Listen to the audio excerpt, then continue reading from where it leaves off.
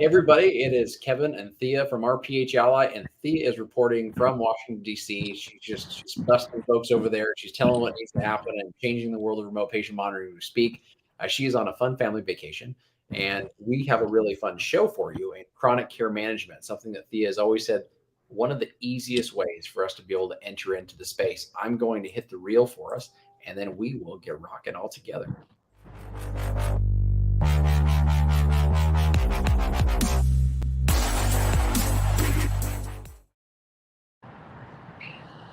All right, Thea. So we're at the state capitol talking about chronic care management. This feels pretty big time, so I love it.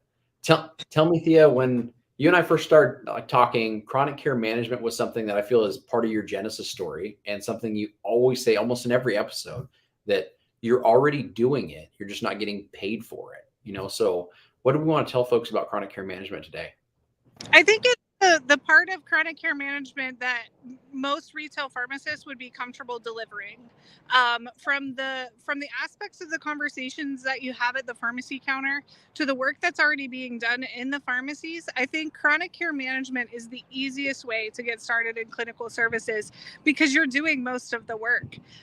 A lot of times, I know I did a little bit of a conversation on whether or not it's MTM versus chronic care management, and delivering on this subject of how do we incorporate chronic care management into the retail pharmacy and make it easy, make it really easy for you to do. Because at the end of the day, action is going to speak louder than words at this point with PBMs coming our way like a freight train. So really just coming at it from a place of you're already doing clinical services. You just don't know it because someone hasn't told you that you're doing it. A lot of times when you call Mrs. Smith to make sure that she's going to be at home, that is part of care management. That's coordination of care. When you call Mrs. Jones to say, are you still taking these 7 medications before I pre-pack them this month? That's coordination of care. With coordination of care comes time and chronic care management coding. And so when you look at what the requirements really are, it's to really make a plan for the patients. And we do that as pharmacists. We make a plan, set the goals, set them very achievable goals for the patients. I know a lot of pharmacists maybe out here are familiar with the DPP diabetes prevention programs. That in and of itself, you're setting goals for patients. Different programs that you would set goals for them, maybe as simple as make sure you take all of this antibiotic. I know you'll feel better in 7 days, but you need to take all 10 days of that, right? So Right. that is setting goals for the patient. So we do the clinical services all the time. It's just whether or not pharmacists realize that the value of coordination of care that they're adding in the retail pharmacy, because at the end of the day, they're worried about their NDCs are right and their reimbursements are correct and as maximized as you can get. So I Yeah. think it really lends itself to the chronic care management program to really be wrapped tight in a MedSync program. When your technician is calling every person on your MedSync for that day, that month, the amount of time that is spent with them can be part of the chronic care management codes.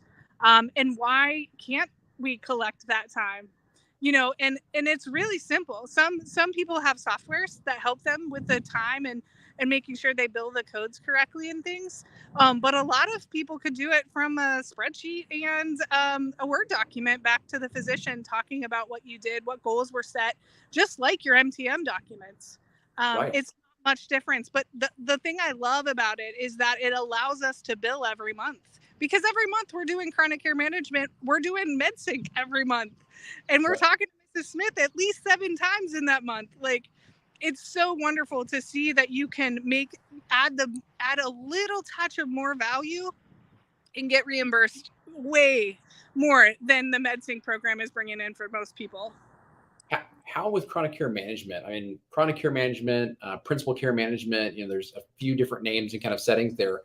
When we're looking to start with Mrs. Smith, as you're saying there, Thea, and identifying how many Mrs. Smiths we have that we could do this with, what's a good way for us just to get started with who can I serve through this program in the very first place? I would say, who is the doctor that you have most of your patients from on your MedSync program? tally up who's who. Like, get a number of those patients with I don't know, Dr. Jones, and you have 35 patients with Dr. Jones. You go to Dr. Jones and say, I have 35 of your patients on my MedSync program. How are your medication adherence numbers? Because I bet they're pretty darn good. Because I have 35 of your patients. 35 of your Medicare patients are with me in my pharmacy and they're doing the right thing. Can we Yeah. capitalize on doing a little more for them? Can we get them to their measurement goals? Because we know they're at medication adherence goals, but can we get them to that A1C of under 9? Can we get them to that blood pressure under 140 over 90 for you? An Right. easy conversation to be had. With all things getting started, I think you group your patients by doctor number one, disease state number two. I think those are the two easiest ones. Diabetes is the biggest disease state I would look at, just because, if you're a diabetic patient, you're getting a statin and you're getting your diabetic medications and you're going to be on some kind of an ACE inhibitor or an ARB. Like, come along. Yep. So there's the medication adherence for the physicians too, right? So all three of those are med adherence measures. And so look at that one group of patients, your diabetic patients on metformin, take that group and say, how can I help monitor them? How can I help make them better? And really start looking at, I'm already doing the work around the medication adherence part. Yep. So take that back to the physician and really get started for taking action on these patients to be able to collect minutes for care coordination, to be able to bill for chronic care management. You need 20 minutes. How many people out there are spending more than 20 minutes on their patients for MedSync alone? It's really good points. I think, Thea, like just the synchronization between who are the doctors you have a relationship with that you can connect those dots with first, because that's your billable opportunity. You have to have that, right? And then finding the segmentation of patients in there that would fit the criteria for chronic care management. The one thing that I feel like I run into probably way too often, Thea, and I'll see if I can blow this image up as well as I can, and I'll just decrease this one. But it's around this, Thea. It's usually around, I'm scared of the care plan. Like, the care plan is going to be too much. It's going to be too comprehensive. I've got a little image that I'll share right here, and I'll kind of read it to you because I know you're on your phone. No, I got it. I can see it. Oh, perfect. So, I mean, really, it just breaks it down into the very simple things. The care plan itself is 12 different criteria that kind of fall into the overall care plan. But when you think about those, they just fall into these 5 buckets, a comprehensive assessment, a treatment goals and expected outcomes, a list of patient health problems, inventory of resources and individuals to get involved in the care, and then ongoing medication management. Like, it's that simple, folks. Like, it is not that hard. You are already doing it. Don't let oh no, I got to get a care plan done. I don't do a care plan. I don't do medical documentation get in your way. It's easy. I mean, look at those bubbles. And Thea, I'm sure, has it broken down even more simplistically, on her side. Yeah. I think the 5 buckets, out of all of them, from a retail minded pharmacist like myself, only one of those was new to me. And that was offering the resources. I didn't know I needed to. Like, I did it all the time, but I didn't know that that was part of the care management that I could be getting paid for. Like, Yeah. how many times did you recommend Meals on Wheels to someone because they're not eating because they've lost 7 pounds and you noticed? And you're like, are you eating? Is everything okay? Are you able to see, when you cook? And I had that conversation in my pharmacies, really offering the resources because we meet the patients where they are. So again, that's care coordination and can be billed under chronic care management as minutes accumulated with that patient for that month. Boom. Now that you guys know how easy it is, and Thea broke it down from our state capital, so that adds a little bit extra punch, right? Or a national capital, that adds extra punch there. But I do think that there is a couple other things I'd love to be able to tie in with what Thea just said on the resources piece. Like, those resources that we're giving away don't have to come from your mouth. Your pharmacy technicians, and if any pharmacy technicians are here, you guys are rock stars with this. And they know the resources. They work with those folks that are giving the resources often because they're also your patients. So being able to connect them with patient assistance programs, dietary programs, exercise programs, all the things that you really want to be able to help your patients with, you don't have to do all of them. Like, to do chronic care management does not mean that you've got to put a gym inside your pharmacy and you have to have a nutritionist on board.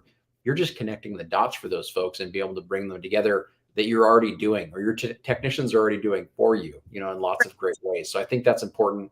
The other one is, I mean, Thea knows I'm a nerd. I love digital therapeutics. And the other things you can start pulling resources together is what things are out there when it comes to different applications that can help folks modify behavioral patterns.